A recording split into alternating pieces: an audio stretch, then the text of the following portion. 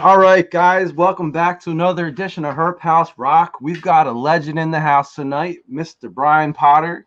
He runs a Chicago Reptile House. He is the king of NARBC shows around the world, especially in the U.S. And, we're going to figure this whole thing out because we're all psyched to get back to shows this year. So, there you go. Welcome.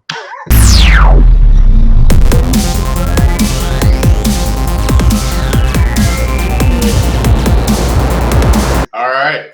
Thanks for having me, guys. Appreciate it. Thanks, man. So as everybody can see, Dave has a empty car in his background, so he's going to be hopping on here in a second. But he's pooping. He is. These types of things make him nervous. That's what. Nothing makes that guy nervous. That's true. Running out of toilet paper is the only thing that makes him nervous. That's true. Man, that was fast. Look at him. Pretty fast. So we're rolling here, Dave. So we didn't even get into the first question yet, but you stepped out for a second. Speed pooper. Well, I'll be honest. I wasn't waiting to poop. The poop was waiting for me to do my part. So really, it's a great way to open the show, point, buddy. Nice. Well, everybody has clicked X already. Yeah. So I guess you should probably catch everybody up then before we get rolling. Raceway gas station offers a cheeseburger pizza. Now, here's the crazy thing about it. It's not that bad, but it's only not that bad because you expect it to be awful. What state are you guys all in? What state? I'm in Florida. Oh, you are? Yeah, I guess cheeseburger pizza is a thing down here, man. Where are you guys at? Jersey. We're in New Jersey, yep. Oh, okay. I'm going to be in New York. Yeah, I heard. Thursday, Friday, Saturday, Sunday. I heard. Nice. I asked Robin if he wanted us to come up, and he was like, I'm going to be real busy. I don't know. Who said that? Ooh. Robin. Oh, did he say that? Yeah. Yeah, we can make time. We can hook it up, get some cocktails somewhere. Put your fancy pants on. We can go get some old fashions. Don't let Maybe. those beards fool you, man. They both like the more fruitier beverages. We're talking about a White Claw community over here. That's why we got Dave on the show. I do the White Claws when I'm in Florida. In Key West, I'm a White Claw drinker. No shame in the game, buddy. Exactly.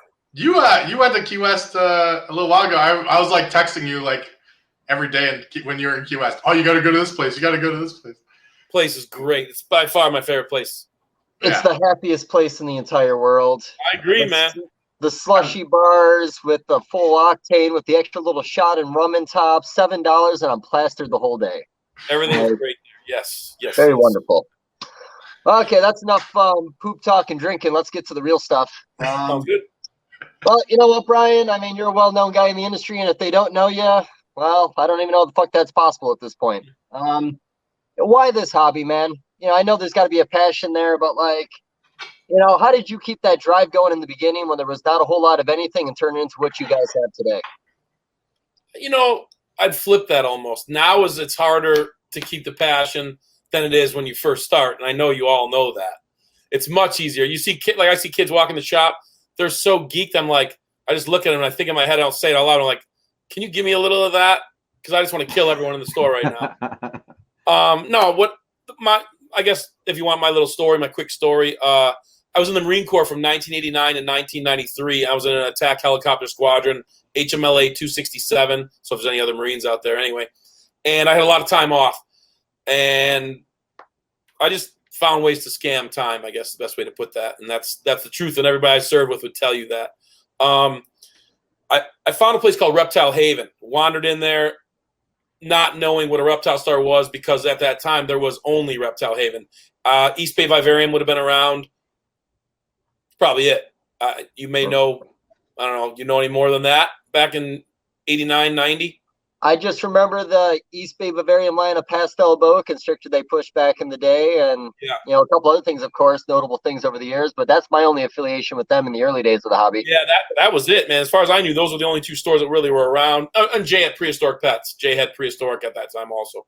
So anyway, I wandered into Reptile Haven, made kind of fast friends with Chris Estep, who was the owner there.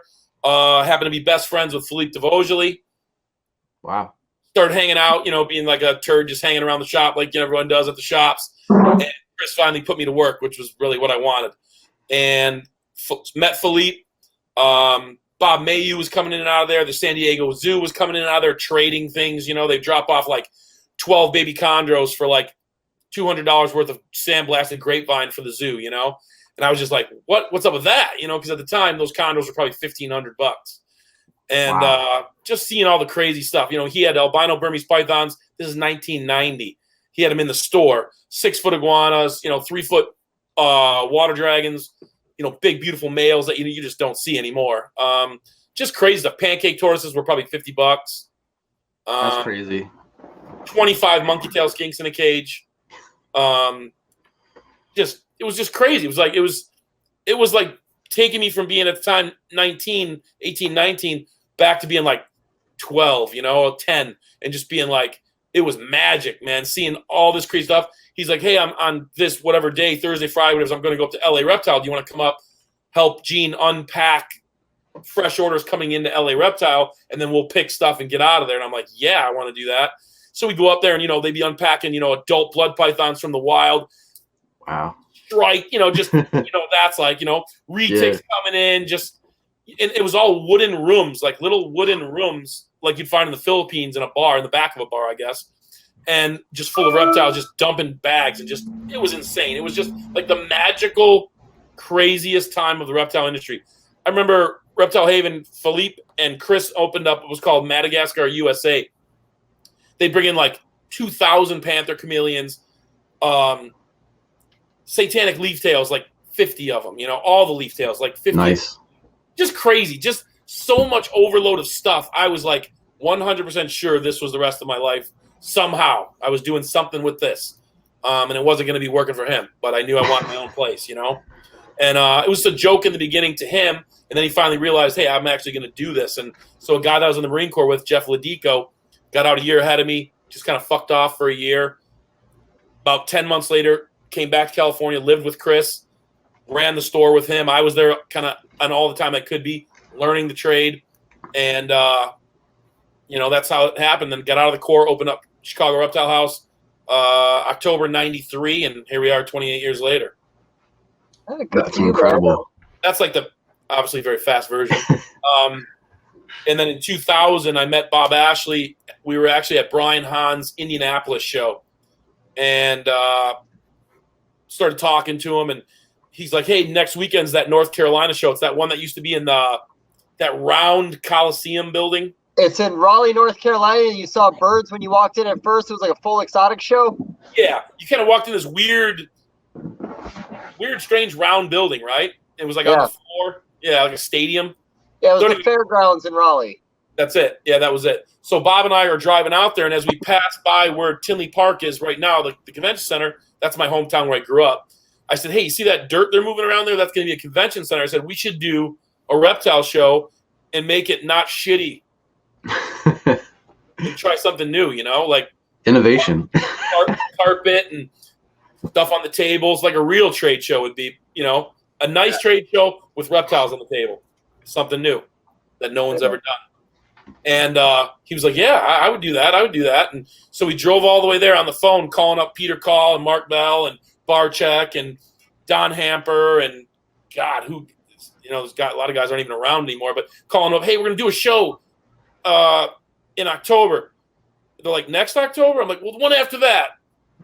So it was like we had like about a 15-month time frame to work with. And we made like really expensive brochures. And, we went out and got, I don't know, like 25,000 tickets to get in. And then we got a stamper so that we ran out of tickets because we were sure we were going to do like 50,000 people through the door, So we went out and got a stamper, which is fucking hilarious. Still don't need that stamper. Anyway, so we kind of set up, and the first Tinley happened, and I feel like it's like 2 weeks ago, and here we are now.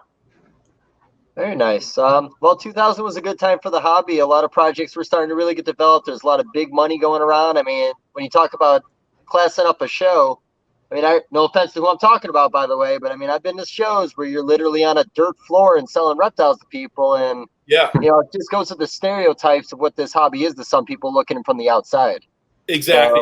And that it wasn't, I'm not trying to put other guys down, or that's not, I'm being funny. I'm not really, but we wanted to class it up and change perceptions. It was more than just we want to make a reptile show so that we make money. It wasn't just that. It was I want my mom and dad to change their opinion of what reptile people are, who goes to the shows, what it's all about, who we are as people, the whole thing. I wanted a complete new thing. You know, Wayne Hill would often say he wants reptile people at his show. There's nothing wrong with that. I want reptile people there too. But we always wanted all the other people, the mom, the soccer mom that decides that her kid can have that leopard gecko or that crested gecko or whatever it may be, and get that kid hooked. Because reptiles are like drugs. Nobody has, and tattoos. Nobody has one, right? Mm-hmm. And our thing was, if we could start hooking people, we could change the world, so to speak, with the reptile world, and that was our goal. I mean, it really was. And whether it was crazy or not possible or impossible, or I don't know, that was the goal. And I think we're still working towards that. No, of course. Well, let's fast forward to now and the adaptation that you guys have had to do with everything changing in the world at the moment. You guys got back on pace, of course, for the Arlington show, and I'm really sad I couldn't make it down there, but everyone I talked to said it was an amazing Arlington, super busy. Every vendor seemed very happy I talked to. Very sad we weren't able to make it out there that week. Yeah, I wish you guys could have been there. It was a good one. I heard from a couple of the other guys that have been doing the shows saying, hey, it's going to be really good. People are spending, and, you give white trash a lot of free money every week to sit home and not go to work. They spend it on reptiles. Well, I mean, it seems like a great idea, right? It's what got a lot of us where we're at right now. Hey, I didn't get a check, but I got about 7,000 checks. Okay. That sounds a little nicer. Yeah. Well, so you got June coming up for your Chicago show, which, again, you will see me at that one, and I am looking forward to it. What do you think that atmosphere is going to be like? You guys feel pretty good about the location change? Because in all honesty, I don't think the location is going to make a big difference when it comes to who comes out to your show. No, I agree. Well, funny story. That's the original location that we wanted. Oh, wow. So I don't remember what happened. I'm not sure why, but we wanted Tinley. I don't know what it was. I don't know if we wanted like a second show or we were going to try to do the other show there and keep one in Tinley type thing. But they didn't want us. They were brand new, and they snubbed their nose at us. It was like, reptile show, no, not doing that. And kind of gave us ridiculous pricing, and it just didn't work out. We never ended up going there. But with what's going on, I panicked because the vaccination center, whatever you want to call it, is what Tinley is now. There's Air National Guard, National Guard, and they're vaccinating like 2,000 people a day out of there. So we went up to Renaissance, revisited them, with COVID. They're like, oh, yeah, we want you now. And they were super receptive to it. And I think it's going to be great. I think what's going to happen is that show is going to really help to build Tinley even more, because people on the north side tend to not want to drive to the south side. They just don't think there's anything of value down here that they don't already have. And I think when they see this, they'll now not miss a Tinley. You know what I'm saying? It'll be a way to get them to come look and then go, wow, I'm never going to miss this again. Which is good. Yeah, That's absolutely. great. North side's where the money's at. Yeah, which is good. They did that with some shows in Atlanta. I think they were doing one on the south side, and then they moved on to the northern side because there was just more money on the northern side of the city. Yeah. I don't remember how well that one did, and of course that'll happen around COVID time, so it's really hard to, bank on what side it's going to be when you have those variables along the way. Absolutely. But no, like I said, the June show, I'm actually looking forward to it. I know there's a few vendors that aren't going to make this one. I think it's going to be a big loss on their part because, honestly, I think we're going to get a lot of people to the door at that show. Yeah, no, it's actually going good. Ticket sales are flying online already. And with the store being there and reptile people being in the store every day, a lot of people at the store don't know I have anything to do with the show, and I most of the time don't say anything about that. I just go, oh, are you going to go to the show? I'm going to be there, and I leave it at that. I just don't need to get into that whole conversation. So, no, of course. And it's nice because I can sort of get a vibe for what people think, and I'm like, are you going to the show? I'm like, what show? And like, oh, Schaumburg is the new Tinley thing, for this one, and people are pretty amped up about it. So good. That's awesome, man. Like I said, I think we're all looking forward to it. In all honesty, like I said, just the idea that none of us have been to a Tinley since, was it October 2019?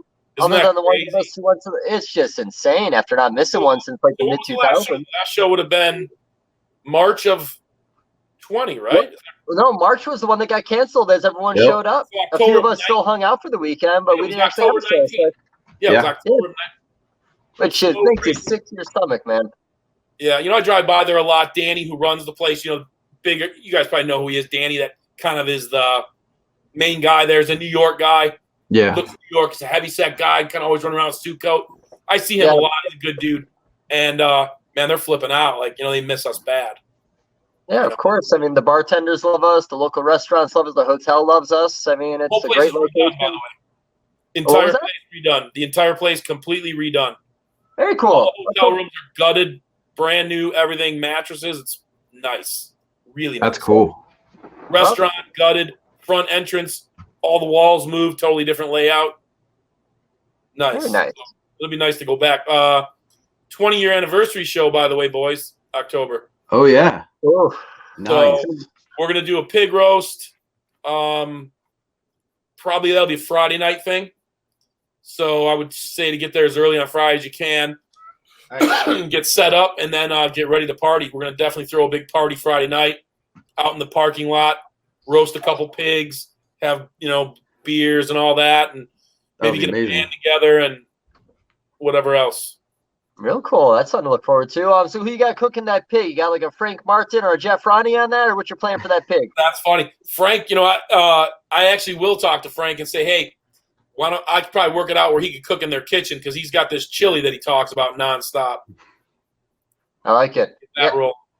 Oh, yeah, we talked about Frank before. He used to have this sauce that I used to get from the New York City show, the White Plains, and I think he just called it shit. I think that's what he might have called it back then, but that was tasty. He's trying to talk me into taking chili home this weekend. I'm like, dude, I'm traveling. I'm not taking chili home. That's not beneath me. I'll put that in a mason jar and travel. Right. But let's jump back a little bit, and then we're going to get back into some show stuff. But so, I always talk to people about like running a business, like starting a business, and you have some people that jump right into the pet store idea, and then you have some people who do the breeder idea, and then you get some guys who are doing both. Sure. You had the dream early on to doing a pet store. Now, was the pet store your first big move in the industry, or were you making investments with like Pete Call and other guys, which I know you got into the albino boa project early? Yeah, I did. So, got out of the Marine Corps literally in September 4th. Or actually, I was supposed to get out September 4th. I left early, like 90 days early. I saved up leave, never went home. Got out early, drove back. Literally drove back with a U-Haul full of reptile stuff because I don't know why I thought this was a good idea, but we bought it all with Reptile Haven's account out in California and then drove back with everything. So we sort of had everything. Weird. But anyway, we had no business skills, no business sense, spent all the money we had, and then opened up the door. Chris helped us a lot. There's no doubt Chris helped me out. No plan, would not ever work in any other time. It was like a timing thing was perfect. Location was perfect. Everything kind of came together, perfect storm, and it worked. Got the shop rolling, and then we decided we were going to buy albino. We were either going to buy albino ball pythons, which I should have. I'd be Ralph Davis today. Well, or albino ball python or albino boas. So we ended up buying albino boas because bigger litters will make money, more millions this way, is what we figured. So fly out to Pete Call's house with $49,000 in cash to buy 7 albinos, and he was going to throw in 3 het females. So Pete picks us up at the airport, go to his house. We meet his mom. I don't know if you guys met Pete's mom before. She was awesome. Awesome. A lady who can put up with Pete Call and deal with him her whole life. Imagine how awesome she was. Yeah, right? So picks us up. We go to his house. He's ripping out the money. Hey, Ma, these fucking guys just gave me $49,000. Look at that shit. He's throwing the money around. She's laughing, and I'm looking at her like, holy shit. We jump in his car. He's like, let's go to Bateman's. We first pick out some snakes, then we go to Bateman's. We get hammered. Hammered. Like I haven't been hammered since then like that. So go back to his house. He puts us in the car. We got snakes and socks. We're just going to fly home, stuff them in our clothes, and fly. This is 1994 probably. Mm-hmm. So it was no big deal. Get on the plane. We're coming back. Jeff, my partner, is slobbering all down his thing. He's passed out, slobbering all over himself. I'm trying to wake him up. It was a mess. We get the snakes, never produce one boa. Nothing. Oh, man. IBD on some of them. Just wouldn't breed. Gave them to, got 3 different guys that know how to breed boas. Nobody produced anything with them. They were garbage. So that thing left a bad taste in our mouth. So when the ball python thing hit, we just stood back and kind of watched it, and we're like, nah, not doing that again. Finally, by ball pythons, realize all you do is put them together, and the next day you have 8 babies, like in 12 hours.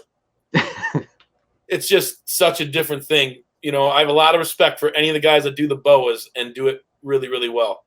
Not an easy thing compared to ball pythons. Yeah, I do think boas are a trial and error. We were just talking, not just talking, months ago, talking about boas with Vin, but, there's a million different ways to do it, and I do agree ball pythons are automatic. Anybody that's coming into the hobby, it's better to start with something like that so you don't lose your ambition too early.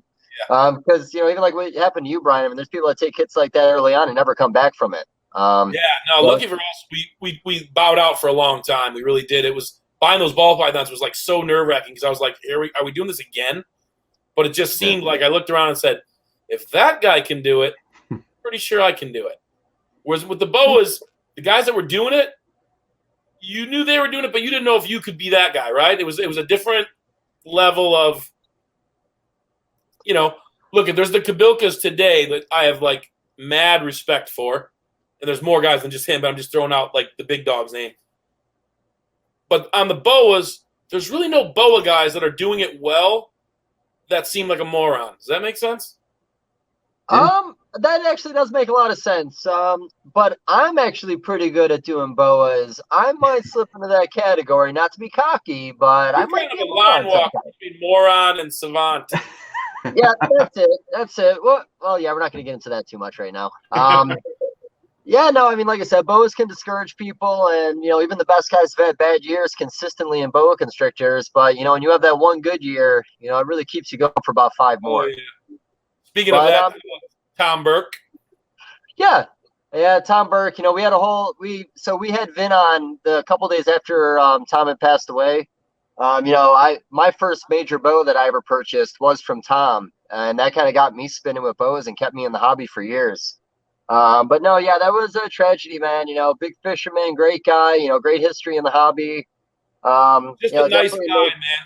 Like a nice human being, man. Loved Tom.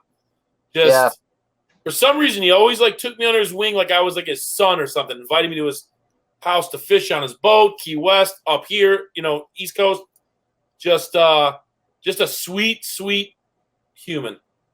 Well, I mean, he was a respectable guy, and he was good to everybody because, I remember coming up in the hobby, and there were certain big-name guys that back when I was just a weaselly little kid talking to him, I would get no respect, no conversations being had.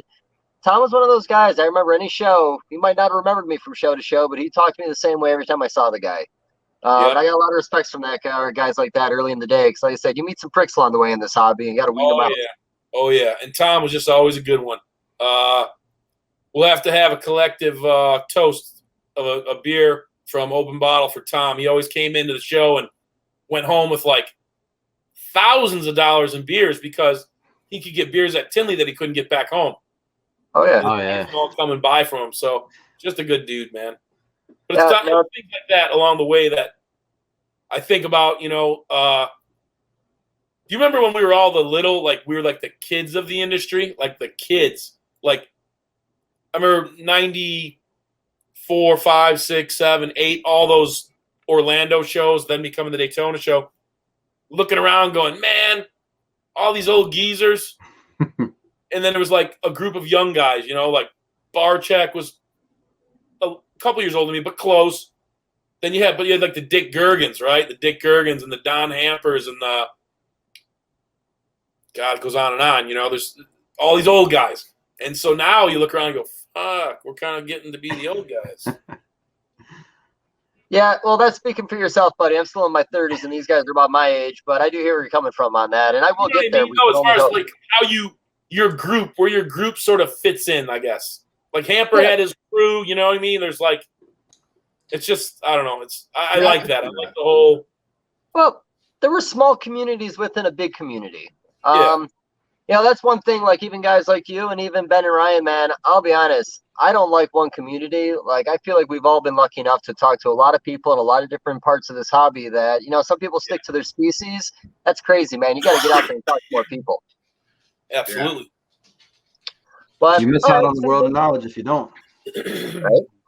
So you went for Boas, you failed at Boas. You missed your opportunity to be the future Ralph Davis, and unfortunately, you just were Brian Potter when everything was said and done. But what you say you'd be somewhere new with ball pythons, and that investment might have taken you to a better place. You ever think back at that one little decision you made, or considering where you're at right now, you don't stress on those details? I wouldn't change one thing in my life.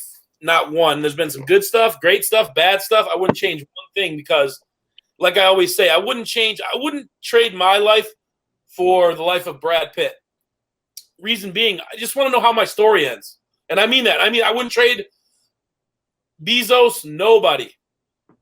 Wow. I get that I'd like their money. Should be great, right? But it's not worth the trade. I wouldn't trade everything I have and what I do for anyone in the world, what they have and what they do, because I'm so interested to see how my story ends up.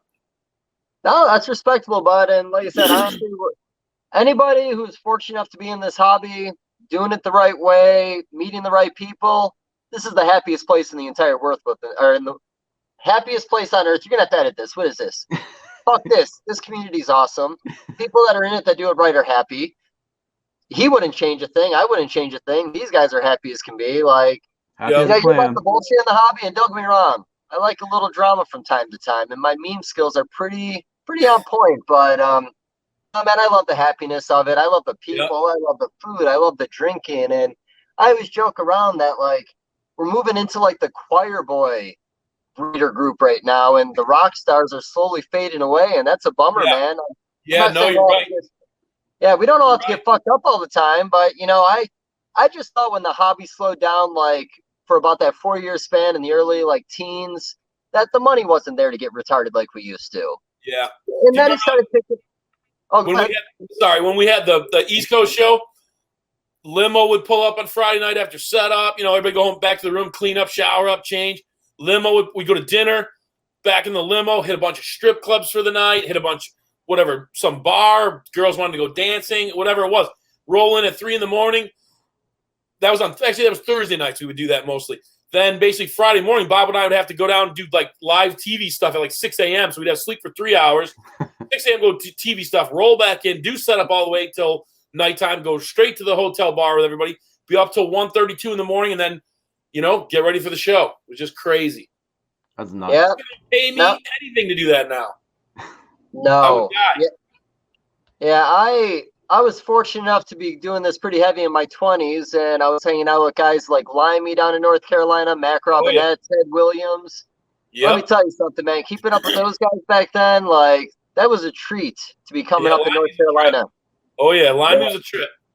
Love Limey, man. Limey's he was the earliest guy that I really started working with. I used to work his tables. I worked for free. I traveled with her, did all the heavy lifting, just to be able to be behind a table early on when my collection was minuscule and I only had limited stuff to sell. Yep. That was a big changer for me, man. That just made me realize that my niche in this community was based on shows because I'm a face-to-face kind of guy. Sure. Yeah. But that's great. Here, let's bounce some, where was I going to take this? How about you guys? Well, we got into this last time. We haven't done this in a few months. I'm not trying to talk over you guys the whole time. You had a good groove going there, Dave. Unless you're just enjoying having me back because I missed you too. So, well, I mean, I have questions, things like that I'd love to hear about. Get in it, man. Yeah, get in, man. Go break that ice, buddy.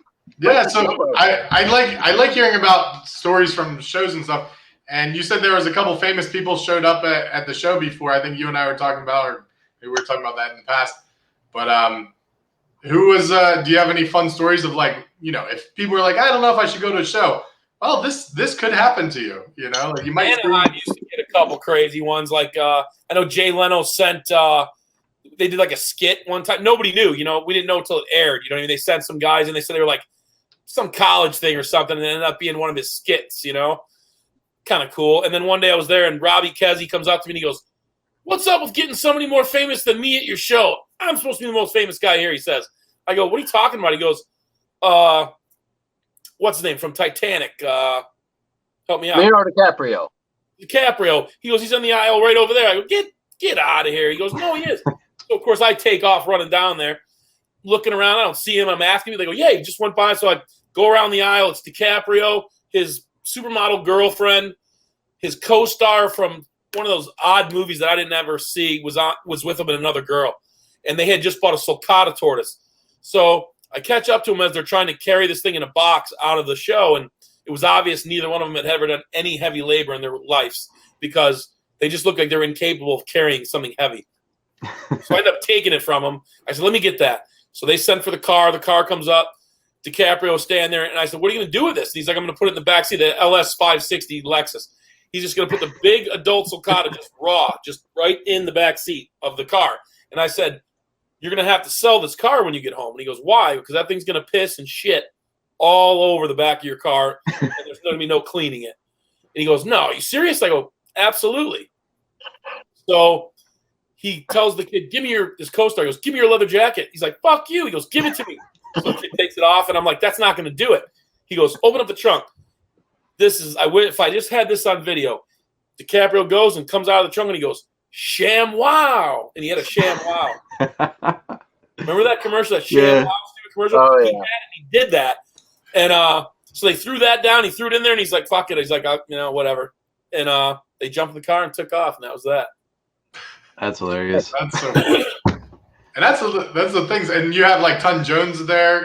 Everyone's Ton's always there. And we had a fun time with Ton Jones. Ton Jones is a good guy, but one night there was a party that Dave was at, and maybe a few other people. I don't want to call anybody out, but it was a little late, a little loud. Ryan and I were there, but we like ducked out like before it got extra weird. Too crazy. And the next morning, Ton Jones rode the elevator with us, and he was angry. When you see Ton Jones angry, you're like, big angry guy. He's like, I couldn't sleep. Somebody was super loud, like in the room next to me, and I was like, not us. I don't know what you're talking about. That's great. Like, not saying Josh Roberts' name at all. Shows are great. It's just, everybody gets to let loose and have a good time, and the energy on the show floor obviously is just awesome because everybody's making money and people are buying stuff, and you're seeing crazy stuff that you've never seen. Earless monitors are always at Tinley, and I don't know what other you guys probably know more than I do. A lot of times at the end of the show, it's Monday morning, and somebody's like, "Did you see that?" I go, "I didn't see anything. Like, I didn't look around much. I was too busy." Yeah. I mean, I always tell newbies when they go to Tinley, I'm like, take a lot of pictures and walk it twice because I guarantee you're going to go on Facebook the next day and see something that you missed just because there's so much going on there. 100%. That show, that's obviously my favorite show by far. There's just something that's got that vibe that Orlando used to have, I think, when it was just, I don't know what it is. There's just a vibe there that none of my other shows have ever had that vibe, there's that Tinley vibe. Yeah. It's definitely a special show. It's Tinley, buddy. Like, everybody knows, like you said, it's like the early days of Daytona, and there's been a lot of people that have tried recreating Daytona and get it back to its glory days in other cities, and sometimes you just can't recreate something. You guys picked a good city, a good location, and it was a good business move from the beginning. Even if it started out a little slow in the beginning, I mean, look at it now. Yeah, no, it's been good. It's fun. I'm proud of it. I'm glad that everybody makes a ton of dough there. And when people are like, oh, man, I did so great today, it's just like, that's the best part about it, when people are just like, I did so great, made a bunch of money. My parents are there. Everybody starts to really know my parents now, and they get a kick out of it. My dad just absolutely loves it. I'm sure everyone has seen every Marine Corps picture that's in his wallet 27 times by now. It's just fun. It's just a family thing. My daughter comes and helps. It's just awesome. I love everything about it. Yeah. And you can't talk about Tinley without talking about USARK and like everything that you guys do for that aspect of what we as a community come together to do. I mean, seriously, nothing tops a Tinley USARK auction. I mean, no, I 100% agree. It's crazy.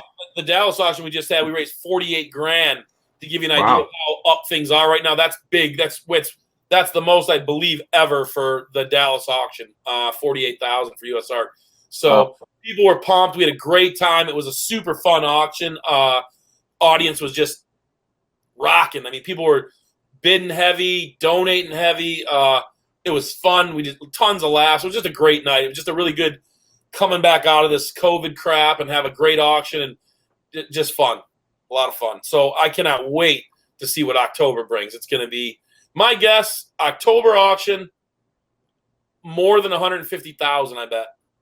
Wow. I will be surprised if we don't do more than 150,000. That's great. Yeah, that'll be awesome.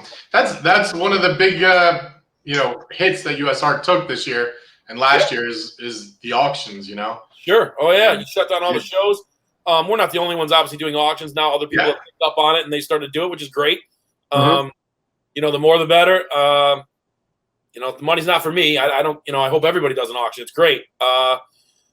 Gary obviously and Todd at Timberline are the two heavy hitters as far as funding USARK. Whenever there's a shortage, it either goes to Zoomed or Timberline or both. So the auctions obviously supplement all that and help. What's crazy to me, we can get off on a little tangent here on USARK, is people that think that USARK doesn't do anything. Like, I can't believe that there's people out there that think that way. I just don't know. Like, I don't know if people think at the end of the auction we say it goes to USARK and then Bob and I and Gary and Todd divvy up the money and go out and drink. It's like, how do you not see what goes on? I mean, USARK, one thing I will say, Phil and all of his crew, Phil's only one guy. He can only do so much. What USARK needs to do better, I believe, is just talk more about themselves and explain what they do. It seems like that's the one thing that is missing, is telling everybody, explaining everybody like what goes on a day-to-day basis and what they need more of. I think they need a better outreach program. I know Kevin over at Nerd has been kind of beating the drum for the last 6 months on that pretty hard. Raised a ton of money for USARK also. But they do a phenomenal job. No. And, saying there's room for improvement on something, there's nothing wrong with that. And, we had Phil on here and we were talking too, and I made the comment, they need like a 15-year-old girl to run their like social media pages because, the outreach alone on social media, if you're not already using it, you're freaking crazy. Yeah. You can run an entire business just having a Facebook or Instagram page at this point in this hobby. Yeah. So honestly, and, we talked about it in detail, just, their presence online just isn't always there. We get a share on Facebook every once in a while. And, I'm not trying to bash by any means, but, No. But, like you said, even like what Kevin and them are doing now, even if it was a community-based thing where, people's videos are being posted on the USARK page where they're talking more about what they're doing for their local community or what their state's fighting against in that moment. Somebody in my North Carolina, one of my friends popped up a picture of a bunch of people outside of their, I don't even know, Capitol, whatever major government buildings near them. And they were protesting all about all the rules that government's trying to do right now with restrictions. Now, there was like 8 or 6 guys doing it, but they were still out there doing something. And, unless somebody knows Danny Steele on my Facebook page, you didn't see that post. Yeah. So, just somebody, again, that could run the social media aspect of it, who lives online, knows the algorithms, knows when to post, what time of the day, so on and so forth. I mean, that's the only thing they're lacking right now. Like you said, they are doing a lot of things right for us, but the outreach on social media needs a little bit of a reamp. Yeah, absolutely. That's exactly, you said it perfectly there. That's exactly what's missing. I think some people will tell you, well, we don't need that, but they do need that. They do. And the reason I know they do is guys like Kevin, myself, a bunch of people that are more vocal about USARK online often get shit on online about our support for USARK. I want to bring up his name, but I don't want to give him any credit. I don't even want to say his name. Piece of shit. His first name's Rodney. I'll leave it at that. Anybody know what I'm talking about? We can talk about it afterwards. Always shitting on USARK constantly, making up lies about how Kevin and I, basically USARK stole the money and then didn't do this. And God, he's got all. You guys know what I'm talking about? Have you seen those posts? Yeah. Okay, just crazy. I mean, it's just, and the problem is it takes a lot of energy. Kevin's the one really doing the big haul on this, but fighting that and getting guys to realize none of that's true. Like, none of that is true. Did USARK do all that could be done? Did we win every little thing? No, of course not. But animal rights only has to win 1 out of every 10, and eventually we're done. We have to win all of them. You know what I mean? It's like, it's just so monumental that it just blows me away that people want to shit on USARK in any manner. Yeah, you are absolutely right. Well, People like drama. People like to argue. People want that confrontation on Facebook. It's going to draw people to your name in the end of the day. So why not shit on something that's established when you're not established? Yeah, yeah. But no, yeah, I think the USARK thing's tough. And honestly, even since day one with Andrew White involved, I mean, you know, there was all the controversy behind that. We don't know what's true or not, because the problem is when somebody repeats something someone else says, it's the truth in this hobby. Yeah. And even me, I don't know all the details. I do know the guy's still out there working his ass off. He's still in front of Congress, fighting for animal rights and other aspects of his life. So, you know, but just another guy along the way, another chapter of USARK. Yeah, absolutely. Yeah. It's over and done, moving on. Yep. Yeah, but you know, I'm just going to say one thing. I'm going to let you. The inconsistency is our biggest problem, and there really is a truth here, because when you light a fire on this community, you raise $48,000 and have your best auction.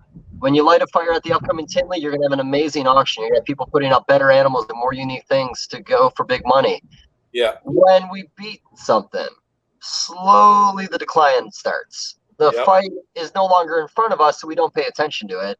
And that's where they're getting us. And also the reality that with the way 2020 went, there were so many distractions. Things were happening right underneath our noses, and we missed everything. Like, we lost almost every battle in 2020 at this point. Yeah, the problem right now is they're going to use COVID and the whole bat thing and the you know, the wet market and all that. They're going to use that against us. And politicians, and it's like, you know, somebody walks in there and says, "Hey, check that out. This all came from a bat." That guy's like, "Yeah, I heard that. Yeah, that's okay. That came from a bat." They just agree to it. And they're thinking, well, these reptile shows, you know, there's bats there, there's monkeys there, there's all this other stuff there. You know, that you should shut down reptile shows. The guy's like, well, shit, I probably should. If you just go off like that fast, if the conversation just moves that quickly, you know, you don't blame them for doing it, right? I mean, it's just, that's why the messaging needs to get out, and we need to really, there's so much work to do, man. It's monumental. It really is. Well, I mean, we all realize now, and I don't want to get political, but the fight's not always a fair fight. And the way things are going right now within the government, I don't think we have a fair fight coming. No. And not only just with what we deal with, I think a lot of people in other aspects of life are going to start feeling the same thing, that work anything with animals at all, whether it's chicken, it doesn't even matter at this point. 100%. So here's a fun one, and you might not know anything about it. It's not even a conversation. The upcoming possibility of Snake King documentary, something that's going to be within our hobby with some personalities from the hobby. Have you followed this at all yet? Just barely. I think Tommy mentioned something about it. He knew Tommy Crutchfield, I think, knows the players in it because he's in Florida, first of all. So everything crazy comes out of Florida. So, you know, that's going to be the case. No, but it's going to be bad. It'll be bad. I'm kind of both ways on this, and I want to hear everyone how they feel about it. Me personally, the perfect storm that was the documentary Tiger King was just something special. There was a chaos factor there that I've never seen before, and that's why every one of us sat down at 8 o'clock, watched that first episode. Next thing you know, it's 4 a.m., it's over, and you want to do it again. Now, I don't know. How many episodes were there total? Like 6, maybe 6 or 7. 3 were great, and 3 were horrid. I'm going to disagree with that. I don't think I've ever been happier in my entire life. I think there was something that came out of everyone. The 5th one, terrible, and the 6th one was unwatchable. I might have turned it off at some point. It was just so ridiculous.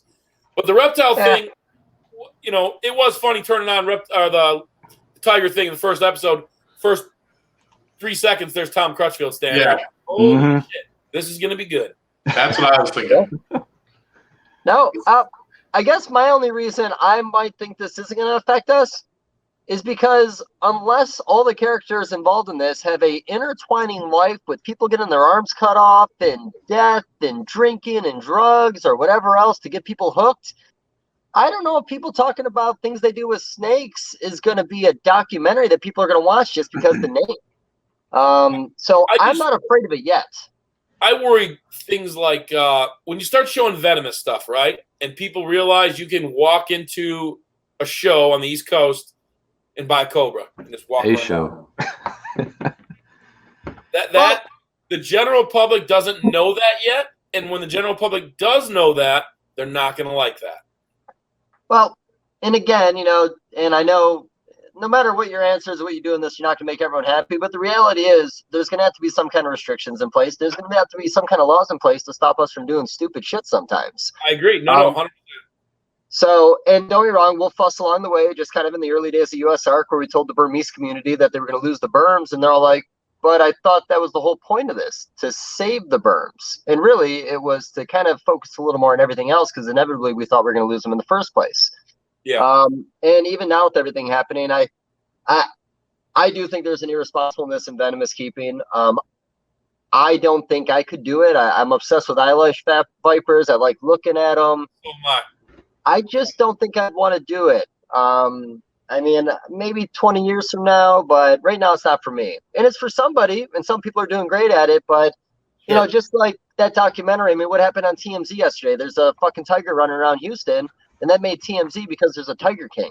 So now literally every snake incident, if this documentary takes off and turns out to be a big thing, is going to make the TMZs and the Fox News and the CNN, when all of a sudden there's another ball python in someone's yard in Georgia all of a sudden, or some other bullshit. No, it's not good. It's not, that stuff's not good. I mean, that's the stuff that, you know, they did that stupid thing with help me out, where with global warming, the temperatures would rise and pythons would invade the entire 50% lower half of the U.S. It's just so crazy. Yeah. No, and the angle to even fight this at, I mean, I was even talking about this, like you said, outside of educational stuff and informing people, I mean, that's the biggest thing this community can be doing as a whole at this point, because I don't see how else we fight it other than making people less afraid of what's in front of them. Yeah. What would be cool is if somebody would do a documentary about the industry and come at it from like let's just call it a Justin Kobilka type of way. Does that make sense? What I'm saying? Like, check this building out. Check out his website. Check out how he runs and promotes himself. Check out his videos, how professional. Check out, show all of that. And say that's kind of what we as an industry wish everyone could do. And I get it. That's, he's at a different level than most, myself included. I breed like 85 clutches a year of ball python. So like that's all I'm going to do. That's the space I have. That's what I'm going to do. But it's a nice thing to show that people have no clue about us. And if you saw all of that and came to a Tinley and walked around and saw the kids and the moms and the dads and just the auction with the money and how we as an industry, what we do, like we have bake sales and sell cookies like fucking PTA to, keep doing what we do. There's no giant corporations that we call up, and it's ridiculous what we do. It's just crazy, right? When you think about it. Mm-hmm. The stuff we can pull off with limited resources, for sure. Yeah, that we can even pull that kind of money out of a room is insane. Yeah, I think it's a great idea. I think if somebody could do a video about the positive aspects, like show the dream and the passion that everybody here has, that's positive rather than and the high standards. Yeah. Find a couple little kids that have leopard geckos, but they do it right, and all of a sudden they're breeding them, and their schoolwork's improving. Because I've had that story from moms and dads in my shop several times, where their kids buckled down because they let them get reptiles, and all of a sudden they weren't running around with their buddies and playing video games, and they were doing stuff, and they're bringing the babies up to sell to me at Chicago Reptile, and I'm giving them money, and show everything. Cool. Show that. Show the mid-level breeders. Show the podcast guys. Show the whole thing, and just show the whole thing in a good light, and just show people what it is. Because my parents are blown away. To this day, my parents both love going to the show because they cannot believe like what they thought it was and what it ended up being. Yeah. Oh, I agree. Hopefully Dave Kaufman's listening. Maybe he can pull something together. Let's not bring up we talked to Dave. So here we go, Brian. Here's a fun one. So I was actually supposed to be home, and unfortunately I didn't make it back home. So I sent Michael Schultz and Dave Kaufman out to all my fishing spots because Dave has a new fishing channel. I was supposed to take them out for bowfin, trout, and a bunch of other stuff. Man, they got skunked so hard, I almost feel bad. I don't know if I can even talk to Dave anymore. Like, I feel so fucking bad. This guy comes all the way out to Missouri and doesn't catch anything, buddy. Jesus. Sean, my guy. Sean, I sent him to the spot that the state record bowfin came out of. I sent him to a spot that I was catching trout on stuff you shouldn't even catch trout on. They caught a bullhead, and that was it over 2 days of fishing. So I told him I'm going to fly him back down, but honestly, when we all started talking about this in a documentary, I mean, why wouldn't there be a Dave Kaufman running a project like that? And, like you said, different aspects of it, positive things. Justin Quebeca is a rarity in the hobby because I hate to say it. we all found a way to make a living. And like even the reality with me, I can go to the show wearing a pink pair of shorts and a tank top and make a living. Why would I change my business plan? Where Quebec came in and really reinvented the way you did it. You know, he took things that like Ralph Davis did back in the day for early marketing. Yep. And then he just set a bar that was so fucking high. We can't get there. Like when I see his facility, I mean, that's an accomplishment right there. So like his building. Yeah, go ahead, Brian. You were saying he's just a super humble guy, you know, Justin, and he's helpful. He's always trying to help people. You see how he is. He's producing amazing stuff. The way that his vision for the snakes, amazing. He always knows where to go with it. Yeah. Mike Wilbank's another one. Yeah. Yeah. You know, the building blocks, you know, and, you know, not to shit on anything that happened in the first 15 years or 20 years of ball python breeding, but, you know, we're at that point now where prices across the board have leveled out on every mutation. And now the true art form of breeding and like seeing something that somebody can't see is coming along. And, you know, Justin has had it in him consistently for years to just look at something a little differently. You know, take those subtlety genes and turn it into an art form where early on it was, and I say this all the time, throwing shit at the wall and hoping it sticks. Exactly. I want to make a spinner, calico, pastel, lesser, something, and it's these little black lines on the back, and we're like, fuck, this is amazing. And now I can't even give those things away. But, you know, he didn't adapt or die. He just created a new way of doing it, and everybody got involved because they enjoyed the vision. And that's what's great about him. And, you know, also talking like the community, the positives, the guys that maybe didn't have the best background, the guys that went from nothing and turned their business into something, whether it was, you know, drug addiction's always a big thing, depression. You know, animals do a lot for people. It's therapeutic. So you're right. We need something positive. I don't know if this Snake King documentary is going to be good or bad. I don't know if people are going to watch it. I mean, I'm going to watch it if it's watchable, but I'm going to watch it, obviously. Yep. Of course. Why the hell not? People we know. But, I mean, is it going to help or hurt us? I mean, we can't say yet. I mean, it depends on the exposure and how they do it. But if it's a sensationalized documentary, it could be a fucking shit show. It will be. But, all right, you guys have we'll bet a beer on that one. Yeah. I have a question for you, Brian. Where do you see shows for you over the next 5 years? Like, I hope in 5 years we can still do shows. You see just the laws. I mean, are you guys following the law stuff? Like how much is coming down the pipe constantly? Yeah. Like it's insane. Yeah. It's insane. I hope that I can have my store and a show in 5 years. You know, I think 5 years we will. But 10 years, I don't know if I'd take that bet. You know, you got more and more politicians are animal rights people that have figured out, hey, I just got to stick to the plan, get on the city council, become the mayor, whatever it is. You know, you can't buy a dog in a pet store in California anymore. Or New York. Yeah. I mean, look at that. Think about that. That's crazy. It's nuts. And I'm not saying that puppy mills are right, but there's somewhere in between. There's some good, wholesome ground in between no dog sales in a store and puppy mill. Yeah. Uh-huh. Well, they got smart and figured out that they had to start attacking at the very local level where it's very hard to get people involved. And obviously, USARK can't be everywhere at once. So attack them at the county, attack them at the state level, you know, city level, borough level, like, and then all of a sudden it's all gone. Yeah, that's what I'm talking about. And so that's the fear that Bob and I both share, and I know a lot of you guys all get it. Is that's what's coming. And it's funny because if you could get everyone who's in it involved in the fight, it wouldn't happen. But you can't get people to do anything. It's very difficult. Mm-hmm. Yeah, until it's too late usually. The pressure needs to be there. Yep. You get them at the auction, they give their money, and they think it's over, and that's that. So anyway. So you're moving forward the next 10 years. I mean, all honesty, laws are going to be chasing your business plan for the next 10 years, and you're going to have to adapt or die during the process of it. We've all learned that Texas is going to probably be one of those loose states that might be the last one standing for a reptile show for all we know, or one of the Midwest states that Missouri that people don't really pay attention to. Yeah, certainly won't be the coasts. Yeah, I mean, I know you guys are sampling different markets right now and kind of moving your show around. Is that just to expand your brand, or is it because the fear that, what if we lose Illinois in 5 years? Yeah, it's both. It's both. Obviously, I'm 50 now, right? So I turned 50 in December, and so you start looking at things like, hey, let's make a run. You know what I mean? Because how much of a run do I have left? Mm-hmm. And expand the brand. Obviously, that always is. It feels good to do that. Dallas is a pretty solid show. Tinley, obviously, is Tinley Super Bowl. I always call it. St. Louis now. The St. Louis show, I think, obviously came at a bad time last year for a first show, but it was decent though. It was decent. It was a good first show. It's a nice venue. The facility is right. I mean, that facility is amazing.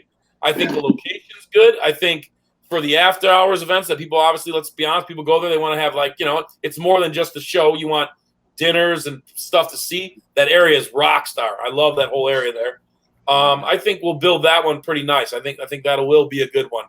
And then if Tinley ever was to go down, Illinois, let's say it was to go down, you could very easily shift it right into there. Which would be good. And, it's not a bad location. Like you said, it's a more central area, helps the West Coast guys out, maybe just a few hours, but, it's still something on a long drive. I do like the St. Louis location. Like you said, there's a lot going on, but I'll be honest, I love your brand down in Texas a lot. Like, if things do start slowing down someday, or maybe Illinois takes a hit, I see Arlington just being that colossal show again. Yeah, I think Arlington has been continuing to grow the last few years. There was a dip, and I don't ever try to figure it out because it's so freaking hard to figure out what happens. But we took a little dip there, and it's been on a tear for about 3 years now worth of shows. It just keeps getting better and better. Like the next show, the speaker room is out of the room, so it's the entire space again, which we did like 2 shows ago. So it might be one where one show is the full every part of the room, and then the next show is a little smaller. It might go back and forth like that.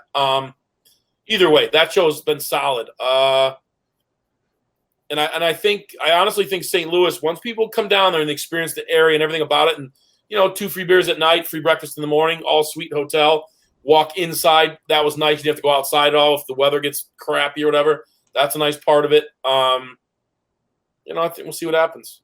Yes, people might not have understood that last part. The hotel we're at, we're giving you free drinks just for being there. And when you went to your buddies, yeah, 2 free beers and breakfast in the morning for free. Yeah, and a lot of reptile guys are on a reptile budget. It helps out. Yeah, instead of having to pay for 12 beers, you pay for 10. Right. I'll be honest. I was me, Tim, I think Chad Fuchs might have been there, and we had a table outside that bar. I think we had a pile of those tickets this big because people just kept on throwing them on the table for us. So not necessarily 2 drinks if you're popular. Exactly. No, it was fun, man. It was a good one for sure. Yeah. So, Brian, go ahead, bud. I was going to ask, I don't know, Ryan, if you want to ask or what, but. Well, I don't know what you're thinking about right now, so why don't you say it? Oh, come on, you know what Ben's thinking about. We're all on the same level. So, we're coming up on an hour, and I just want to know, how do people know when the next one's coming, the next show's coming? How do people get in contact with you? The whole deal. The easiest way is just watch. It's funny because, on the Facebook page, there'll be somebody be like, "What's up with my tickets from the show that was canceled?" And if you look above where they wrote that, 400 other people asked the same exact question up the Facebook page. You know what I mean? So the Facebook page is right now current. If you want to know something, everything is there. The website obviously has all the shows listed. All the information is there. That's narbc.com. You can go there and, of course, see the vendor lists for all the shows, all that information. Vendor forms are there if you want to vend the show. Facebook page is if you want something right now. My phone number is pretty much everywhere.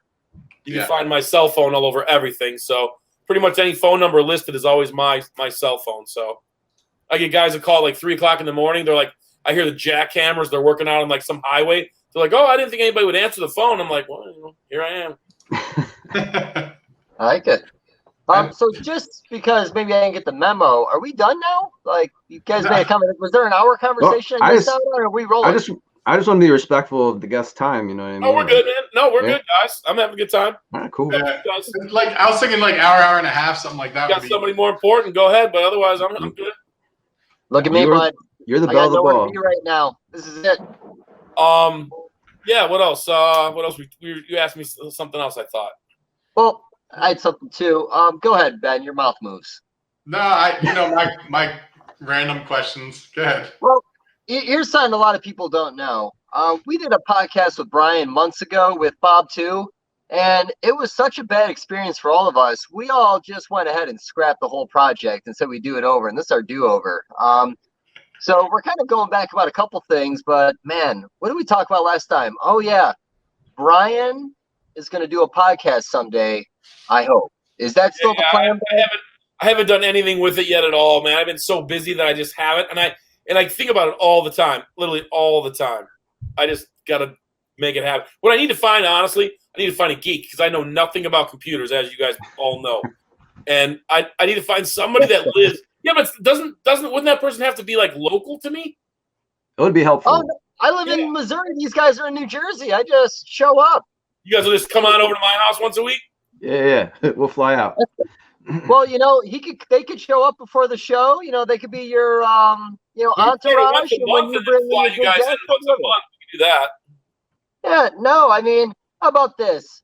I was very intrigued by your idea of how your podcast was going to go. Because again, I said you're like the Joe Rogan personality in the hobby. Go ahead and tell everybody about what your plan is. You were talking about fine dining, drinking. I want to hear about everything. I would start with the reptile community because obviously that's the one community I have access to very easily. So I would start with that. But yeah, I would encompass food, drinks, hotels, all that kind of stuff. The whole travel thing a little bit, fishing. I like to fish and ocean fishing. I'm like an uppity fisherman. I don't want to get like dirty. No. And I would encompass all of that, Marine Corps stuff, guys I was in the Marine Corps with, guys that are military now, veterans that have businesses and stuff, do a lot of that. You got JT down there is the one that always comes to mind. I know there's other guys that are veterans, but JT comes, jumps out. And just all that. It encompasses all of that. I always say I have I'm not like a reptile person in a way. And I know it sounds weird, but it doesn't define me. That's not all that I am. When I'm not really at shows or at my store, really, we don't talk reptiles at all. I'm not that guy. I don't go herping. Hate it. Find it miserable. Find it absolutely miserable. Became the comedian on a big herping trip. It was Mark Bell, John Mack, Bob Ashley, myself, John Coote. You guys remember John Coote? Bald guy that used to work for a T-Rex from England. He's like a scientist, basically like a scientist. He was like behind all. Yeah, he's still over there in England doing stuff. Yeah. Bald, glasses. I mean, looks like a scientist. Anyway, he's there. A couple other guys. And Bob's got us running up and down mountains looking for Willard Eye and blacktails. And we found everything. We literally found, he shows every montane rattlesnake that lives out there, we found. I couldn't give two fucking shits. It was fucking cold and shitty. And I think I shit my pants 3 different times out there. There's no toilet paper anywhere. Mark Bell will tell you I shit my britches 3 times. Wow. It was actually fun. The reptile stuff sucked, and I really didn't care about it. But being with the guys, and we just had a good time. Yeah, again, man, there's all these different aspects of the hobby for a reason. Some people want to herp. Yeah. Some people like focusing on the animals that are in front of them. I mean, there's nothing wrong with that. I like what I do. I like what I do. I'm not trying to say that. But what I'm saying is it's not all that I am. Like Bob. Bob is reptiles 24/7, 365. His life is reptile. I mean, it is never leaves it. You know what I mean? And there's nothing wrong with that. It's just not who I am. No, that's fine. Like I said, no judgment. I mean, shit, I'll be honest with you. In a little while, I'm probably going to take this camera over and show everybody a couple frogs hanging on the side of the house. I just can't not do reptile stuff. It's a full-on nerd out. Yeah, and Brian, I'm more on your deal. Before I met Ryan, I've met Ryan when we were kids, but before we started getting into the reptile hobby, I wasn't reptiles. I was barely animals. I'm foodie. I'm all. He's more into making homemade tables out of epoxy. Yeah, I want to do that. Woodworking stuff. I love anything. I love all different sorts of stuff. I can get into just about anything. Yeah, I mean, I'm into my ball python collection. I dig it. I geek out on it. I got some cool stuff. We make neat stuff, and I make decent money with it. It just adds to the show and the store and everything else that I do. It's just not there's guys that are reptile guys 24/7. That's what they are. They haven't bought new shoes or a new T-shirt in 17 years. Yeah. That's what they do. They wear the same outfit herping that they wear when they go out to eat. Yeah. I want to go shooting with you. Like there we go. Yeah. Yeah, we get some guns out. I'm all about the guns. I like guns. If we can find ammo, that is. I mean. Yeah. I think I'm down to maybe 6,000 or 7,000 rounds now. Oh, Not bad. That's not going to get you through a civil war, buddy. You might want to stock up a little bit. Exactly, but right now, Christ, I think I'll just shoot myself first and avoid the cost. Yeah, it's crazy. Crazy. Like, Almost as bad as wood. You have to be a really good shot, and I'll shoot everybody one time right in the head because it's too expensive. Yeah. There's no double taps anymore. It's too costly. Yeah. Just don't forget to put your ammo in the will, buddy. Someone's going to want that when you're gone. Yeah, that's right. Oh, so here's the thing. We talked about your expansion into St. Louis. I mean, have you guys talked about anything else in the near future, moving around a little bit more, or do you think you're content having just these 3 cities for now? I think right now we're content. I think basically with everything that's going on, it's just so much uncertainty and everything's just been crazy. We were carrying a lot of tickets that people bought for 4 different shows.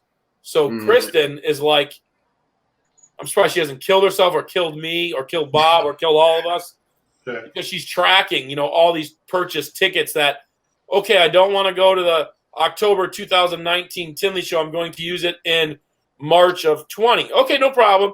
Oh, that didn't happen. Let me do that at the June Tinley show. Whoops, that's not happening. Make that the June Schaumburg show. Oh, wait, Grandma died. Can I switch that to October of 21 now? No problem. I just go, okay, yeah, no problem. And Kristen's has to do all that, so what I look forward most is when the October show ends, we have no credits left. There's no vendor credits left. Yeah. No ticket credits left. Everything is caught up. It'll be the first time since October of 19 that things have been caught up. So as a business, we're really looking forward to that. Yeah. Just the behind the scenes stuff. You know what I mean? Absolutely. I am curious. If I could drop a Let him question talk. in The here. guy never talks. I know. I'm sorry. I'm just getting my Ryan watermelon. gets to say nothing of her. I and many people are huge fans of the Tinley show. We're getting people really hyped up to come to their first show when all this stuff happened, and we try to paint a picture of what that would be like for them to get them to want to take off time work. But I am curious, what did the first Tinley show look like? Man, I don't remember. Because I can't, you're saying you drove by a patch of dirt and you were like, what if we did this huge thing that nobody ever did? And then you did it. And now I only know what it looks like for we've been going for the past 9 years, but I can't even imagine what that first show was like. So when you walk in, the glass, the big glass, the fountain, yeah, which is gone now, right? I think there's no fountain now, right? The fountain's gone, I think, from what I'm saying. Yeah, it's gone. So you walk in there, it was you have the low ceiling room to the right, and you have the glass and the glass all the way back, that section, and it was one more section. Do you guys remember they put a whole addition on the entire? Yeah. Yep. The entire thing was almost doubled. So we didn't even use the entire original space, I guess. Then they added onto it, and we kept creeping all the way. And then now it's obviously the whole thing. And if there was another, if I could put 5 more rows of booths in, we could do it. The waiting list is always sold out. That's crazy. People used to just I'm going to do March, then I'll skip October, and I'll come back to March. And the thing now is if you do March, and then you say you're not doing October, once I sell your booth to the guy for October, he's never leaving, most likely. You're not coming back. So now guys have started to figure it out. They keep the booth the entire time. If they don't want to vend it, they just sell it to a buddy. Right. Or a group of guys will get it or whatever it was, so that it sort of stays in the family will, and they keep it the whole time. Which is easier on us too, because then we're dealing with the same people. It just paperwork end of things a little easier that way as well. That's awesome. Can I ask a random? Yeah. So I know that you're into really good food. When people come out to the shows, can you tell everybody a one place you're hey, you guys probably should go check out this food spot?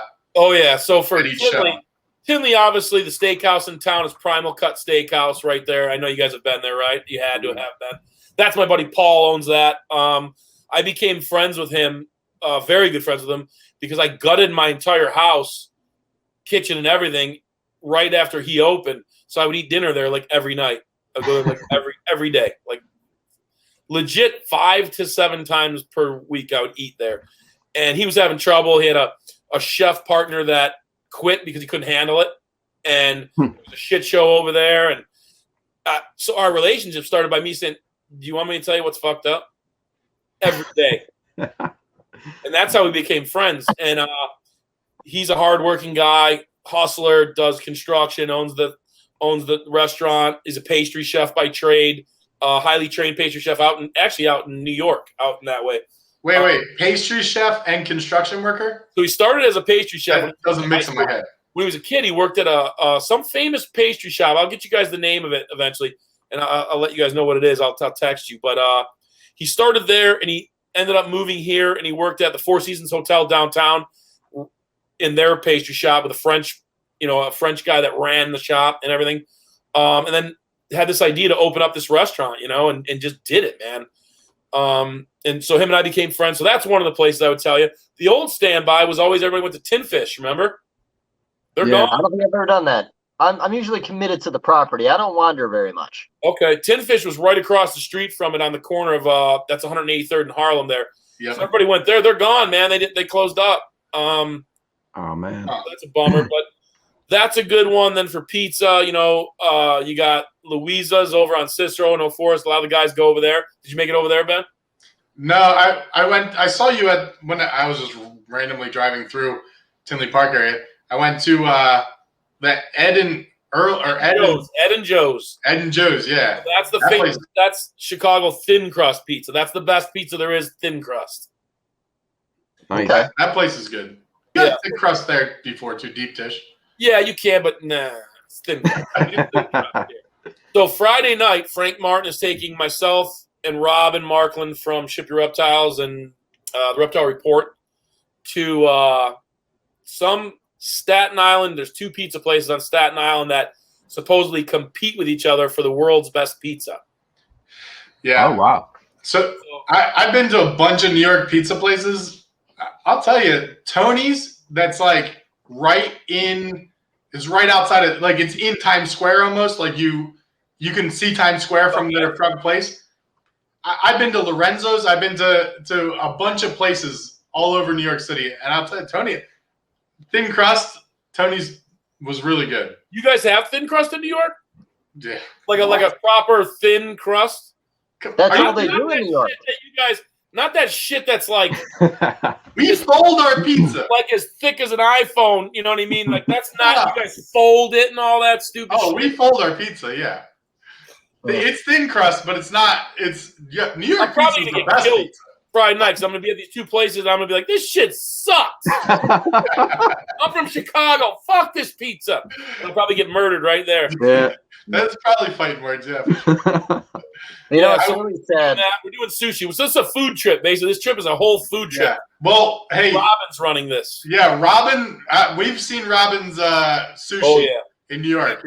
He knows his stuff. I can eat, and that guy scares me. He's been trying to talk me into unami for a long time. I haven't. So here's a good one. So Robin goes with a bunch of guys to Vegas too. There's a famous Thai place that Ken Foose used to take everybody. Another guy no longer with us. Yeah. Ken would take him to this Thai place. It was a kind of a shitty, dumpy mall, kind of like off the beaten path, not close to anything nice, but it's the best Thai place around. Like everybody famous on the walls, just incredible. So they eat there. They come out, and Robin goes and sits in his car, and Todd's like, "What are you doing?" He's like, "Oh, there's a sushi place over here." He goes, "I'm going to sit here for about an hour, and then I'm going to go in there and I'm going to eat." he just ate. I mean, when I say he ate, they hammered down, like on, if you're with Todd, everything on the menu is getting ordered, and they hammered. And then he just sits there for an hour, and he goes back in and eats sushi.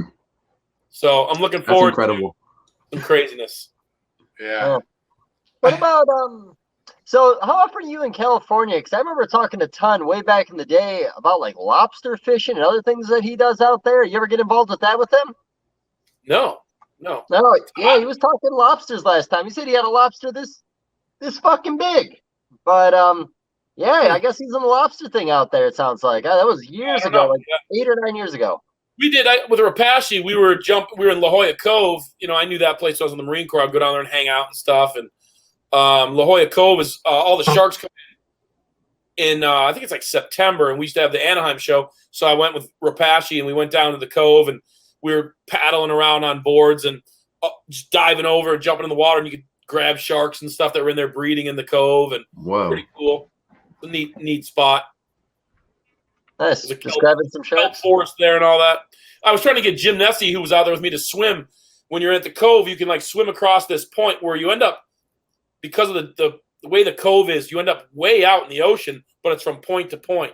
And I said, let's just do it. You know, it's like maybe a mile swim or so. And he's like, no fucking way, there's sharks. I was like, dude, there's no sharks. Like that week, somebody got mogged by a great white and died right there. Wow. I guess there's sharks. Yeah, I would never do that. Yeah, I'm a little scared of sharks, honestly. Like, yeah. great.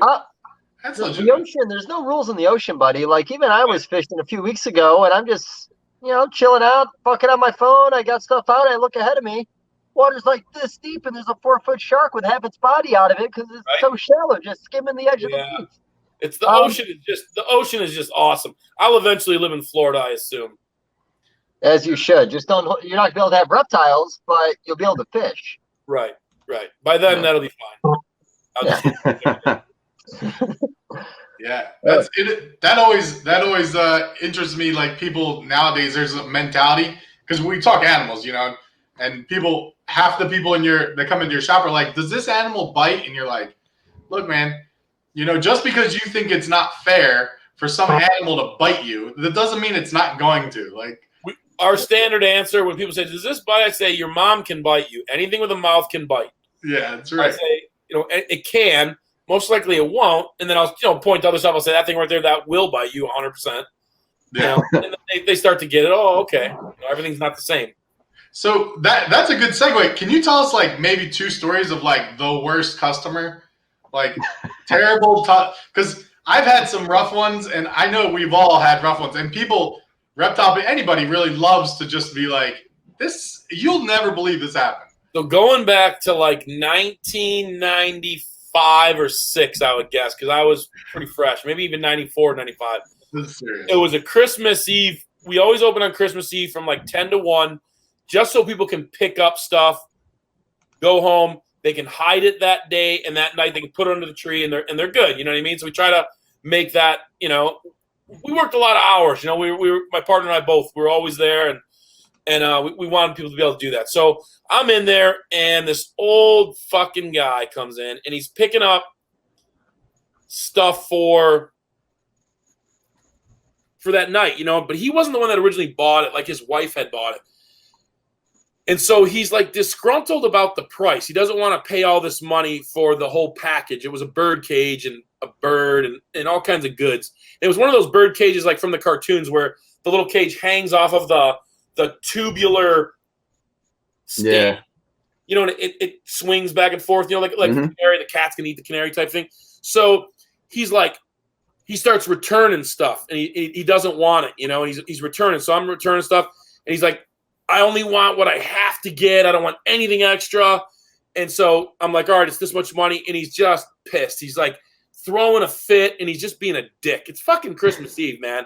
And so he finally gets his shit, and he's shaking, and he's old, man. I'm like, looking back, I probably should have done this a little differently. But he gets all the stuff, and he goes out the door, and he says something to me going out the door over his shoulder. So I grab that fucking stand, and I open up the door. It's blazing out with snow, and it's freezing, it's dark, and rain sleeting out and everything, and the parking lot's covered in snow, and I take that thing like a fucking javelin, and I go, fuck you, motherfucker, and I just wing this thing out like a javelin, and it just goes skipping across the parking lot, and it just dies out there in the snow, and I just close the door, and that was the end of it. But it was just like, I'll never forget that. It was just wow. He never forgets it either. Oh man, he probably died like right there in his car of like a heart attack. I should have just been nicer, but I was young. I did a lot of dumb shit when I was young. Oh man. We all have those crazy stories, man, where there's like, this is the one that's going to push me over the edge. Oh, here you go. You want me to read a recent review of the store? Yes. Absolutely. Oh, let me find this shit.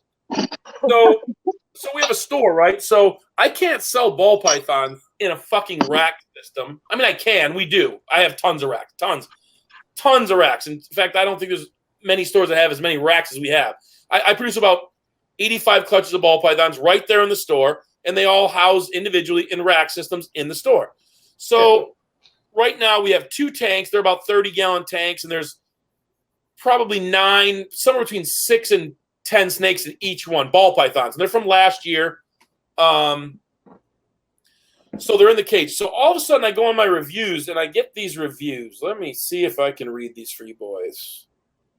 Let me put some glasses on. This shit, boy, you talk about stuff that makes me want to kill people, like Postal. This is it. Where can I find where is this going to be? God, I want to get to this quick for you guys. Let's see here. You guys talk while I do this. So this is. I can tell a funny story, and Dave, you can tell one too.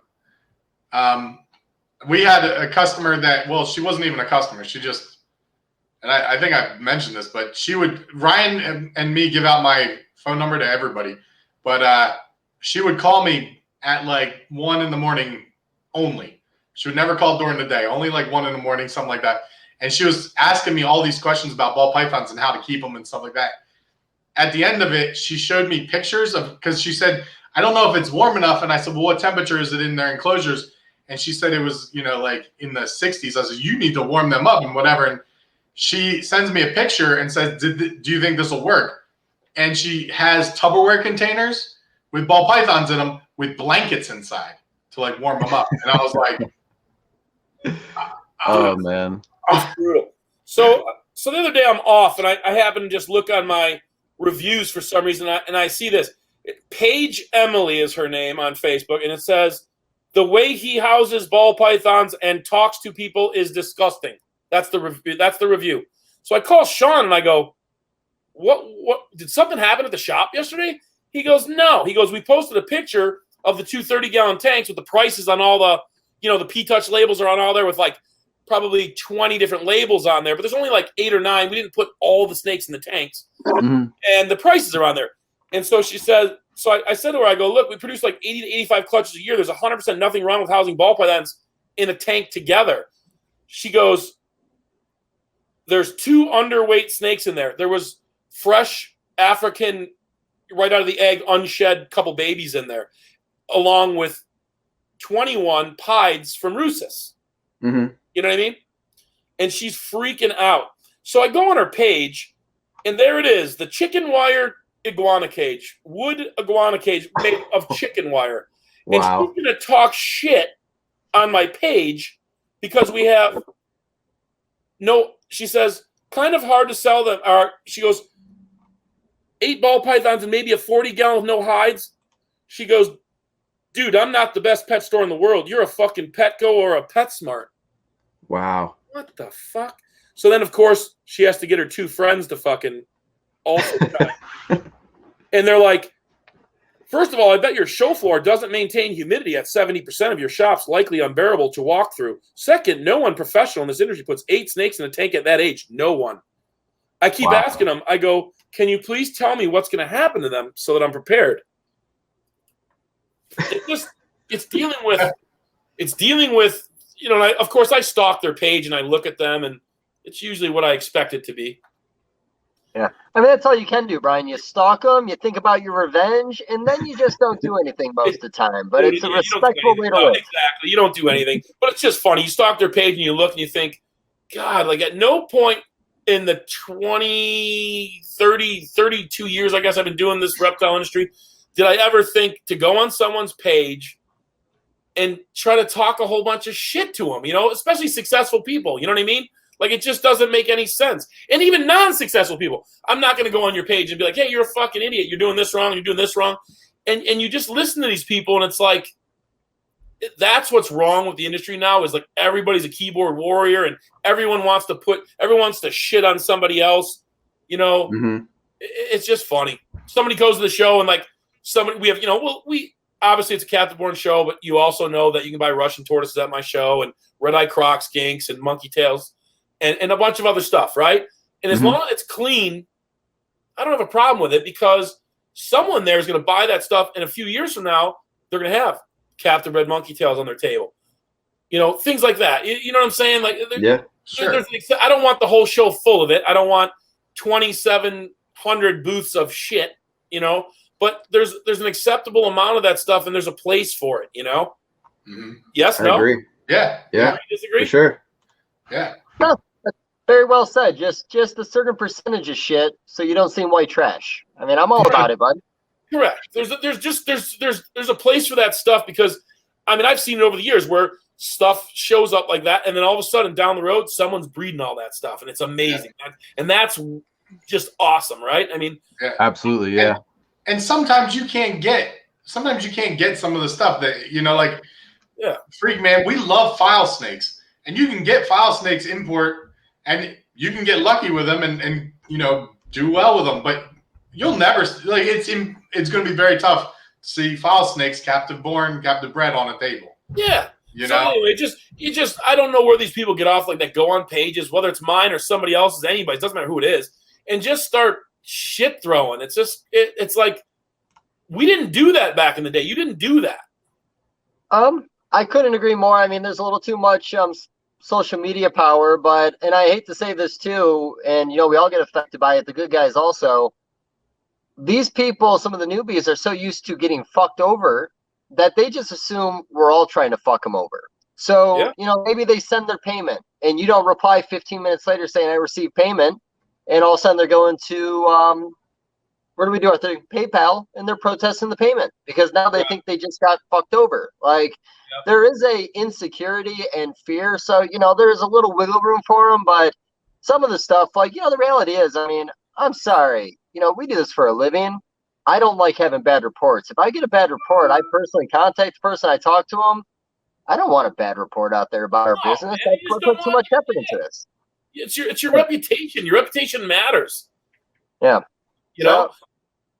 That's like another thing right there. Like people, if you're starting out in this hobby and you're unsure of where to buy things, go to local shows. Go to a big show, a local show, small show, whatever. But go to shows. You'll figure it out real fast meeting the guy at the booth. You'll know how he talks to you, how much time he gives you, how interested he is in your money and your sale and educating you on what you're buying, or if it's just straight your money and the sale and get out of my booth. And then, move to the next booth, move on. Yeah, that's a tough part of the online sales. I mean, we all like online sales, don't get me wrong, but there's so much more to be said about seeing somebody and talking face to face. Dave's classic example. I mean, it's so much better to work with the person, and to see the situation firsthand. Yeah, absolutely. That's what's cool about a show is you can see how people, just how their setup is, how they manage their animals. Are they in deli cups like they just came out of a box from Florida, or is it legit stuff that they produced? You know what I mean? You can see a lot. A show, it gives you a very good behind the scenes look at the person you're buying from. Yeah, no, for sure. And like I said, personality sells behind a table. A lot of businesses are run on personality. But no, this is tough because there's a million ways to sell. I mean, I'm that guy at the show. If you come over to my table and I don't have it, I'm going to send you the guy that I'm going to buy from. And I'm going to be like, you don't have to spend $1 with me to ask questions. And here's what I'm going to tell you to go do and make a decision for yourself. Absolutely. But no, and here's the thing too, we've all been burned. You got to get burned a couple times before you realize, not to be stupid or maybe do a little research. I mean, I've fucked up in the past. I've got from people I shouldn't have, and I regret it. But I didn't put the effort in to look at who I was buying from. Yeah, absolutely. But, okay, so I got a question for you. Yeah. So the auctions over the years. Let's just say, for example, somebody showed up one year and they got a dildo with a little mustache and they write Dave on it and say, hey, you should put this in the NARBC auction. Have you ever had that and had to say no and have a legitimate temper tantrum? Why don't you understand my humor? I don't recall ever saying no to anything going in the auction. And apparently I'm supposed to remember that story, but I No, would never no. These are all fake stories. That was a hypothetical. I mean, I could put that together for you. Say no to anything in the auction. Like everything's open. Like shit. I mean, anything. So, if I bring you a onesie that I wore as a kid and sign it, would you auction that off, or is it going on the table for the fucking thing, but I'll auction it off. Yeah, no problem. You can model it. I'm fine with that. Well, that's not going to gain the value. The mystery is where it's at. Shit, man! One of my favorite things to see at one of my favorite things to see at one of the auctions is when your parents are there. And oh like, yeah. As it's going, and your mom and dad, and you, especially when you point out to your mom and dad, it just that cracks me up, man. They love it, man. My mom and dad get such a kick out of it. My dad, he's a Marine too, so he's getting old now, so he's a little softer than he used to be. He seems to forget his mouth and everything else how he used to be, when I was growing up. And he gets a kick out of all of that, man. Like the raunchier, the better. He just loves it. So fun. Yeah. Now I met Graziani's father at a Daytona one year, and it was one of my favorite moments for meeting a parent because this gentleman's over talking to the show. We're having conversation about some animals on the table. And then I'm all like, so, kind of like, who are you? Or just like, what's going on? And he's got a Graziani polo shirt on, and he almost like just references over to the Graziani name across the shirt with his eyes and maybe his finger a little bit. And I'm like, oh, well, that's amazing. I'm glad to see you out here. But it was a little embarrassing. But, I respected the shit out of him for pulling that on me because I'd probably do the same thing to somebody. Yeah, right. It's great. No, it's cool when guys have their parents around, and it's just Bob's mom will always come down to the show, and his sisters come in from Michigan when we're in Tinley, and it's just cool to see families get back together and guys he hasn't seen from Michigan Herp Society he runs into from, he knew when he was like 12, these old guys, and they're still, around, and they come down, and all that stuff is a fun part of the show. No, for sure. I mean, I've had my family out at some. I don't think they've been able to see in any RBC yet, but my mom was lucky enough to see a Daytona back in like 2005 when they were putting tables in closets and the concession stands had reptiles on it, just insanity. Oh, let's see here. Hour 34. We're gonna do. What do you guys got lined up? You wanna do a little extra here? You want to fizzle? Because everything I'm saying right now is giving a real fizzle thing. I apologize. Yeah, I think we're good, man. Like we got the importance part is everybody come to the show. Everybody come to the show, please. Yeah. They're good. And when you're at the show, make sure you tell Brian you want to have him, start his podcast. That's really what to make sure that Brian starts his podcast. These are addicting, Brian. I mean, honestly. I go to shows now, and people will be like, I think I know you. And let me tell you something. That's doing a lot for my self-esteem right now. I'll be honest. So the stuff, the people that we have on here, people ask me questions about species that I don't know a whole lot about, but I'm like, oh, I know a guy that's like awesome with these because we did a podcast, and I'll send him the podcast. Yeah, totally. Yeah. It's fun. So I can defer to Bob for any kind of reptile stuff that I need because he's like a freaking Wikipedia of reptiles. He grew up on it. And he's cool. So no, we're not done yet because I got a couple questions because there's rumors or moments I want to clear up in the hobby. You used to go to Daytona a good bit back in the day, right? Oh yeah. A lot. What year was it when we had the hurricane hit, and what hurricane was it? I always forget this. There was a hurricane that hit Daytona like the weekend of the show. Everyone was already there, and it just turned into a massive party. There was guys with sheets on skateboards, and it blown through buildings, and it was bad. It was a bad one, but it didn't phase anything. Everything still happened. Yeah, everyone still partied. I heard a rumor. Time ago, man, a long time. Robin talked about it on one of our podcasts with him. Yeah, that was a wild one. Yeah, the legendary stories of Pete Call at Daytona over the years, the good and the bad, have always been some of my favorite. And I have to say this, before I ever met Pete at his house, I just heard a lot of these stories over the years, and I went in there kind of a little afraid of what the situation was going to be. But like you said, one of the nicest weekends I had, real loving guy. We're out having a good time. Everything is just fun. Um, yeah. but- When Pete's but what- around, you got to get away though before it gets late. Otherwise, it gets crazy. Yeah. Well, I like stories, buddy. I stick it out to the very end typically. I'm that last guy at Tinley at the bar trying to get laid back in the mid 2000s when there's 40 guys and one chick. Like I stick it out to the end. Real trailblazer. Yeah, real trade. No, by the way, I've never really gotten laid. I'm gonna improve on that eventually, but it just never worked out. I think it might be my face. Over the years, it's a The different beard's thing. gonna help. It covers up some of that face. This I'm looking great right now. He's gonna have it wrapping around. I'm working on that. This is yeah, right. Actually, I wanted to do it with the mustache originally. I wanted to grow it big enough where I could shave the top and do a comb over. It'll be Just awesome. doesn't get long enough. That would be Just not something. there. It would be nice, wouldn't it? Well, you know what? I think I want to do this again down the road because I'd like to talk more fishing with you next time. And I think we're gonna do a nice little one together if we can get like 15 to 20 minutes of your time at the upcoming Tinley. I can't remember, guys. We gonna see you in June, or is it gonna be a solo show for me? We want to go. We might. We're probably gonna go, but Okay, and because like right around the corner. okay, cool. And when's the date on the show, Brian, for everybody? Because we can't all read. 20th. Okay, I like it. What the hell were we just talking? Oh, fishing wise. Hey, I was thinking about putting together a fishing tournament in Key West with Frank Martin, and it was going to be sort of a Tom Burke Memorial annual fishing tournament, is what we were thinking. Nice. That sounds real cool.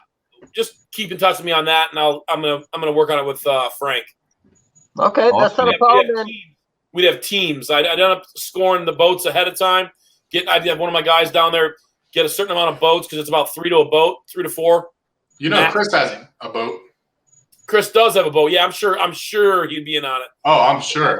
I fished with him and Doug Barr a couple years ago down at Chris's place. It was awesome. Yeah.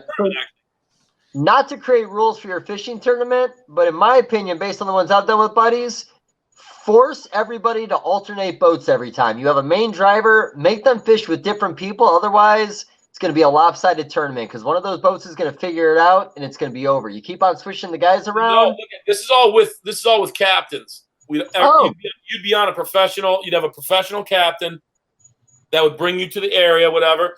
All these captains I would have to set it up ahead of time. They would all know this, what's going on. We're all leaving shotgun start, same time. Got to be back by a certain time. And I'm thinking like everybody throws in, I don't know, whatever kind of money, and then winner takes all, winning boat takes all. Okay. Here's a little suggestion, Brian. Let's play your popularity card here. What do you say you auction off a spot on this trip for a rando in the hobby at one of the NARBC auctions, and if they fuck it up for everybody else, we never do it again? Yeah, no, I would do that for sure. Absolutely. I would love that. That would actually be great, is that we raffle off a whole boat. We just raffle off, because a boat, I think it's going to be, about $700, I think, is about a 3/4 day on a boat. So figure it's $700. Yeah, we'll just raffle off a boat for the tournament. That's awesome. That'd be really cool. Oh, I think that'd be a blast. Well, you know what, guys? I love these things going for hours, but I'm very satisfied right now. I'm sure Brian is too. And how this gets after a while. I appreciate it. Yeah.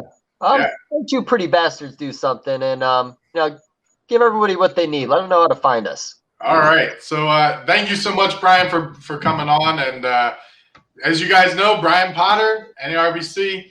You guys got to check out NARBC.com for all the information. You can see it on Facebook and things like that for any updates. But the NARBC, you'll have the link in the description below, as well as make sure you guys are supporting USARK. And don't forget the veterans out there. So thank you, Brian. And hopefully we'll see you on the next one. We'll be seeing you at the shows, I'm sure. And yeah, guys. October, I may put together a social media area where you guys can all the social media guys. Yeah, couches and some stuff. We're talking about setting that up. So yeah, cool. Brian and I wanted to talk about that. So that's cool. Will there be arm wrestling between the social media personalities? 100%. I like this. Jello wrestling. Yeah, let me tell you one more true fact about Dave before we leave. I have never lost arm wrestling in the history of Tinley, but I only arm wrestle girls. So you think about that the next Tinley when you see me. I'm going to think about it tonight when I go to bed. Very smart. All right. Thanks, guys. Appreciate it, man. See ya.